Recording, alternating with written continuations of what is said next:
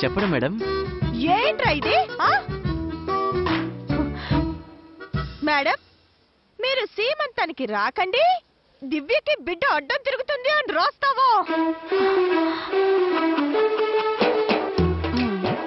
ఏంటబ్బా ఆ రాతలు? ఏదో నా అభిప్రాయం రాశానండి, అంతేనండి.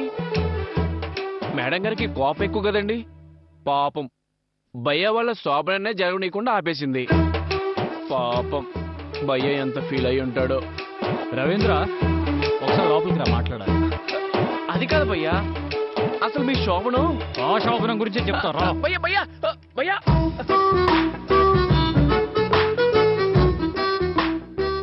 ఏమైందమ్మా? ఏం లేదండి, రవీంద్ర వచ్చాడు కదా.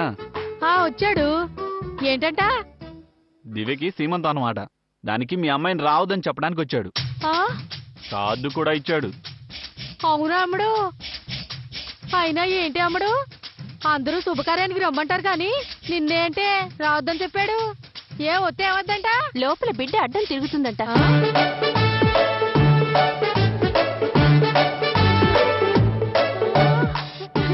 అవునా అమ్ముడు?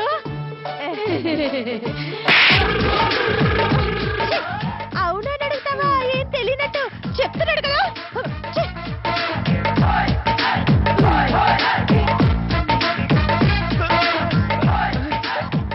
భయ్యా ఏంటి ఇక్కడ తీసుకొచ్చారు?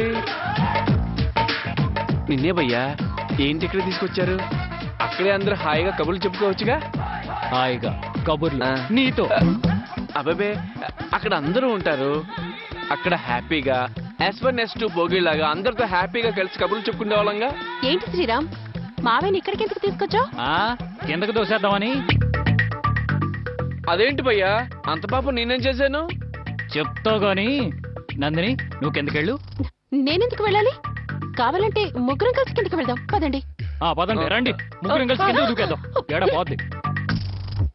అయినా నీకు ఇదేం పిచ్చి భయ్యా, ప్రతిదానికి దూకుదాం దూకుదాం ఉంటావేంటి? సరే, డాక్టర్ దగ్గరికి వెళ్దాం పదండి. డాక్టర్ దగ్గరికా? ఎందుకు?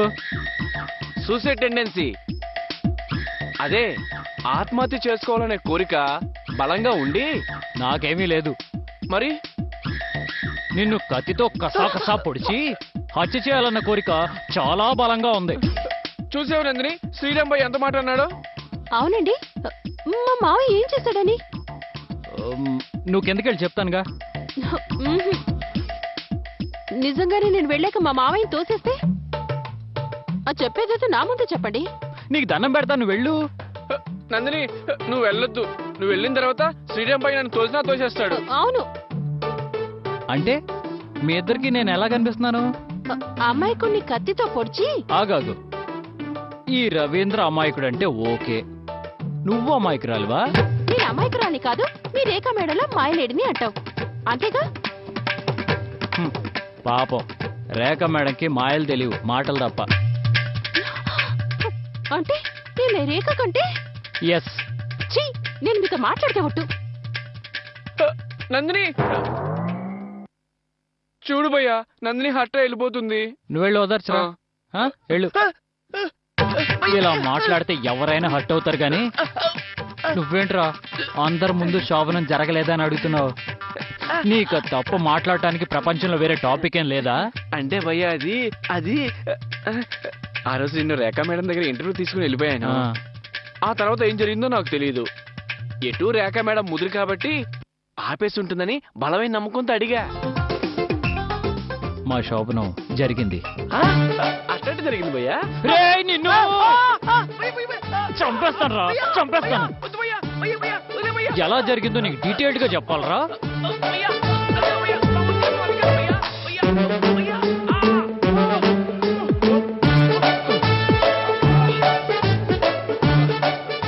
భయ్యా, నేను అడిగింది ఆ రూట్లో కాదు భయ్యా, రేఖా మేడం ఏమి అడ్డు రాలేదా అని.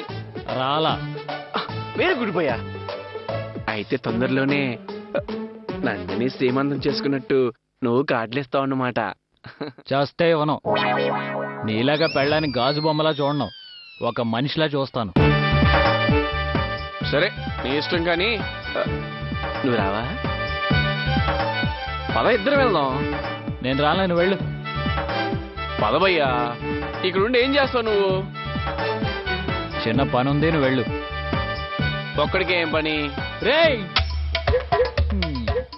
నేను నా పెళ్ళని తిట్టానుగా, అది హర్ట్ అయిందిగా. ఫోన్లో మాట్లాడుకోవాలి. పా. ఓహో అదే. పొడి నీకెందుకు వెళ్ళి నేను పైకి పంపనా? నందిని పైకి రావద్దు, నువ్వు పిలవను వద్దు కానీ దొబ్బే అవతలకి. తొందరగా వచ్చే సార్ తోసేస్తాను, పైకి కూడా లాగను. వా. తొందరగా వచ్చే భయ్యా.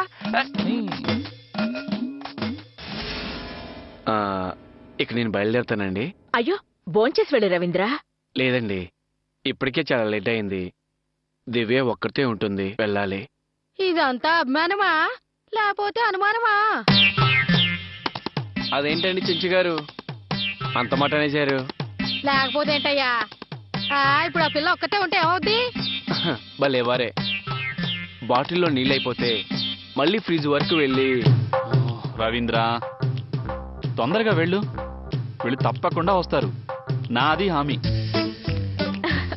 అరే అదేంటి నాన్న అలా తరిమేస్తున్నావే? లేకపోతే ఏంటమ్మా, దివ్య లేచి ఫ్రిడ్జ్ నుంచి బాటిల్ తీసుకుంటే ఏమవుతుంది? భలేవారు భయ్యా. అసలు ఏంటి ఇంకా వెళ్ళలేదా? ఏమండి, ఏంటండి నేను రావటం మీ అందరికి ఇబ్బందిగా ఉన్నట్టుంది? చాచా అదేం లేదు రవీంద్ర, నువ్వు అవేం పట్టించుకోకు. ఏంటబ్బాయ్, ఇంకా బయలుదేరలేదా? ఇందాకెప్పుడో వెళ్తానన్నావు కదా.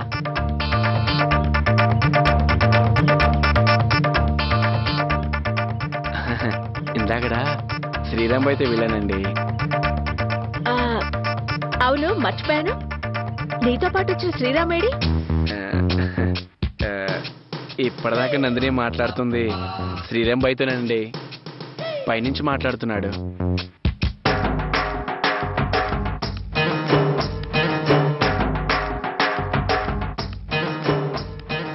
మావయ్యకి ఏం చెప్పాలో ఏం చెప్పకూడదో తెలీదు.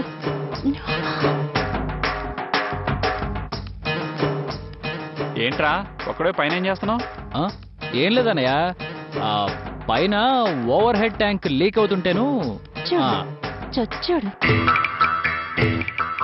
అవునా, నేను ఇందాక వెళ్ళినప్పుడు బాగుంది బాబు.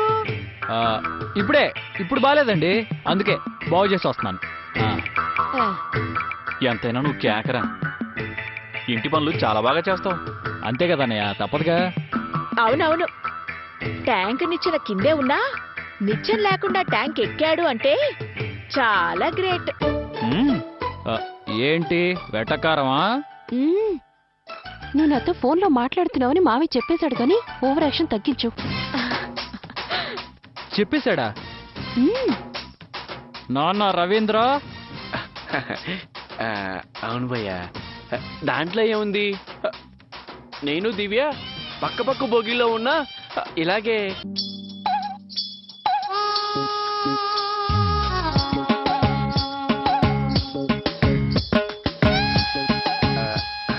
అర్థమైంది మేడం, నేను వెళ్తానండి.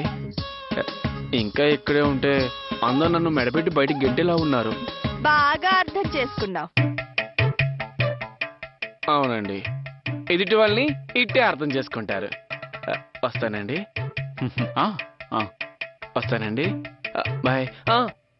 మీరందరూ శ్రీమంతానికి మర్చిపోకుండా రండి. అలాగే, తప్పకుండా వస్తాం.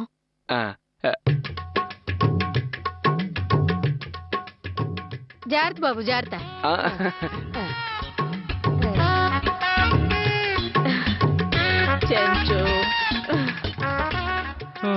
అసలు ఈ రవీంద్ర డ్యూటీ ఎలా చేస్తాడో అర్థం కావట్లేదు. లేదు శ్రీరామ్, రవీంద్ర మంచితనం చూసి దాన్ని అమాయకత్వం అనుకోవడం మన పొరపాటు. అవును, నాది మంచితనమే, కానీ దాన్ని మీరు పొగరు అనుకోవడం మీ పొరపాటు. అది వాళ్ళ అజ్ఞానం లేవే, నువ్వు వదిలే. అవును మరి, మీరిద్దరే లోకంలో జ్ఞానవంతులు మరి. చెంచో కొరియర్. ఎవరికి? సురేఖ గారికి.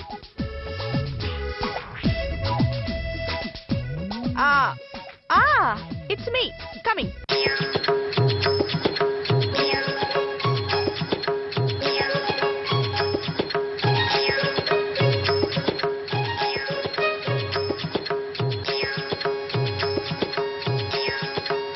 ఓ, నా అభిమానులు అయ్యుంటారు.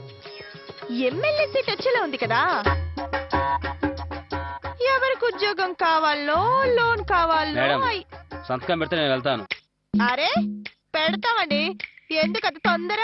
ఆ, ఇక్కడ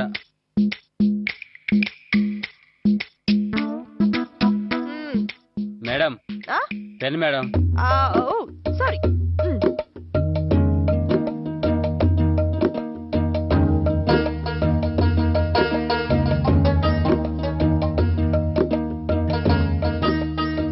తొందరగా చదవే. ఎవరు?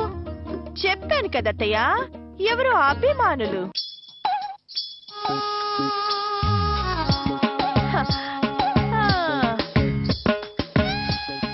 ఏ సురేఖ, నేను నర్స్ భాగ్యలక్ష్మి చెల్లెల్ని. మా అక్క చనిపోతూ చనిపోతూ వీలున్నప్పుడల్లా నీ దగ్గర డబ్బు తీసుకోమని వీలునామా రాసింది. నేను శ్రీనగర్ కాలనీలో ఉన్న పార్క్ వెనుక స్ట్రీట్ లో ఉంటా. ఆ లెటర్ ఎవరి దగ్గర నుంచి వచ్చి ఉంటుంది? లేకపోతే నీ విషయం అందరికీ చెప్పేస్తా. ఏంటి కంగారు పడుతుంది?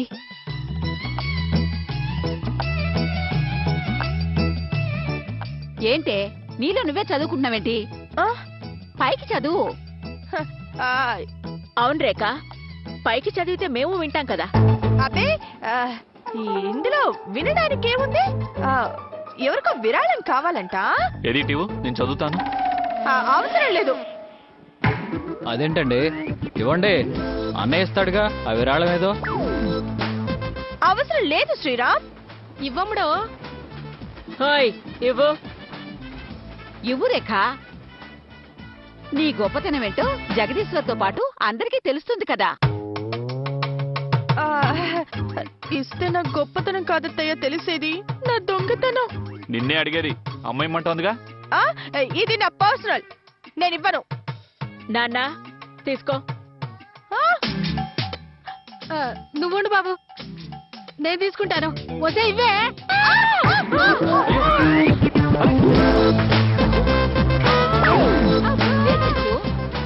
అబ్బా,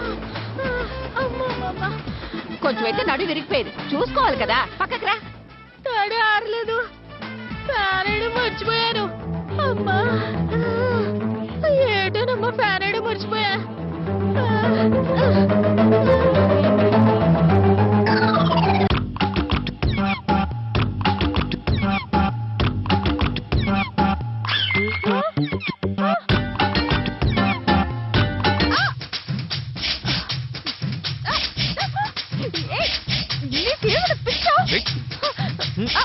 అరే, నా పర్సు అన్నానుగా.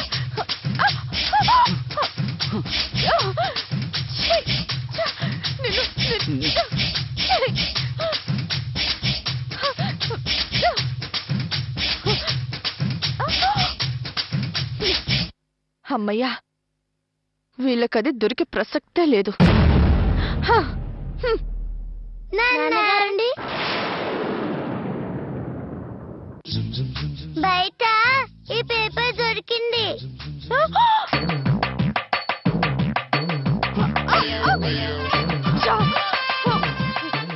అరే, ఏమో, ఆగు. నాకు ఇచ్చేయ్, నా లెటర్. అయ్యో, అయ్యో చదివేస్తున్నాడు.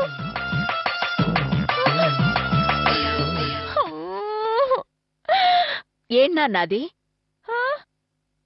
ఏదో మహిళా మండలి లెటర్ అమ్మా. నేను చెప్పానా అది నా లెటర్ అని? ఇచ్చేయ్.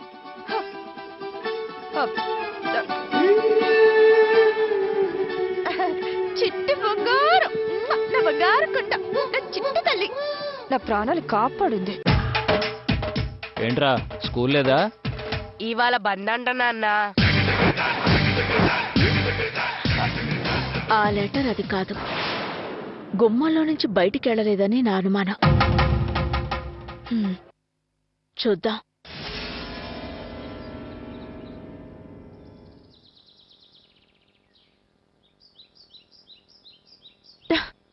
ఏంటిది ఇంత టెన్షన్ పెడుతోంది?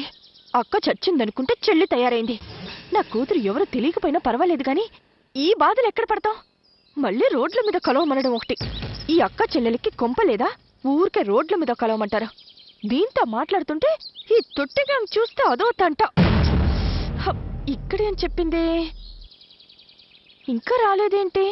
షార్ప్ గా టైం కుంటానుంది, ఇంకా రాలేదేంటి? ఎలా గుర్తుపడ్డామంటే నేను నిన్ను గుర్తుపడతాను అంది. వస్తే నన్ను చూసి రావాలి కదా.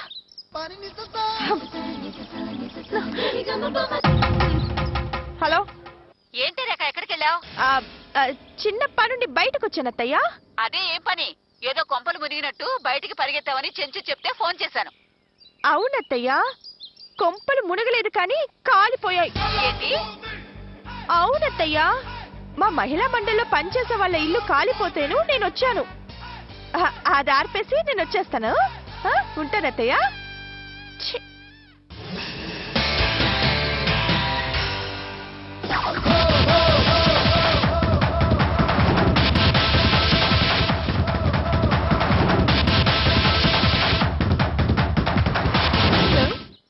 రేఖ సురేఖ అంటే నువ్వేనన్నమాట.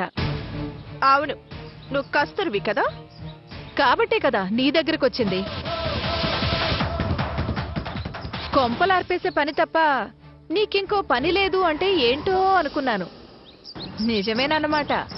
సోదాపి మ్యాటర్లోకి వస్తే మంచిది. అయినా ఇలా రోడ్డు మీద ఎందుకు? పద, కార్లో కూర్చొని మాట్లాడుకుందాం. నీకు కూర్చోవడం కావాలి అంతే కదా? అవును.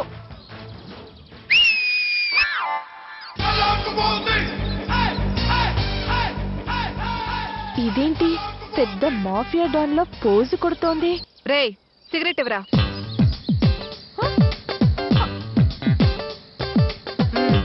వెలిగించు.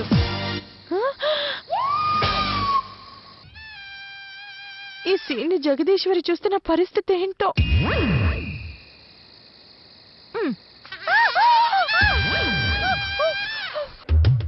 మరి ఇక్కడ మాట్లాడుతుంటే ఎక్కడ ఆలోచిస్తావేంటి? చెప్పు. నీకెంత కావాలి? 10 లక్షలు. 10 లక్షలా? ఏ బలసిన ఫ్యామిలీ అంటే కదా మీది. మరి 10 లక్షలని అంత షాక్ అవుతున్నావేంటి? అంత డబ్బు నేను ఇవ్వలేను. అయితే నీ కూతురెవరో నేను చెప్పలేను. మంచిది, నాకు చెప్పకపోయినా పర్వాలేదు.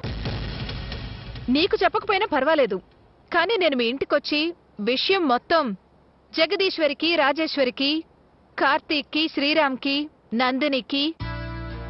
వాళ్ళందరూ నీకెలా తెలుసు? నా సంగతి వదిలేసి మ్యాటర్లోకి రా.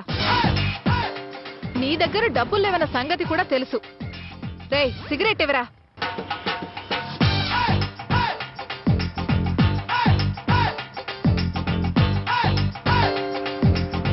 వెలిగించు.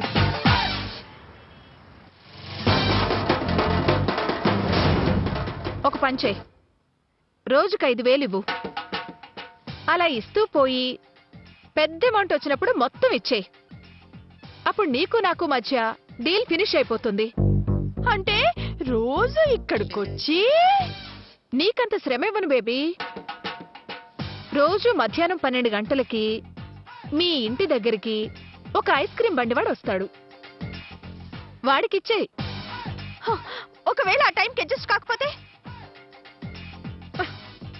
నేను మీ కొంపలో అడ్జస్ట్ అవుతా. నువ్వు లేస్తే కుర్చీ తీస్తాడు.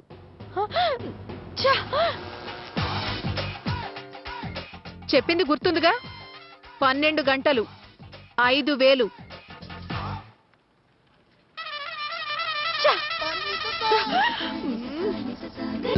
హలో, వస్తున్నానత్తయ్యా.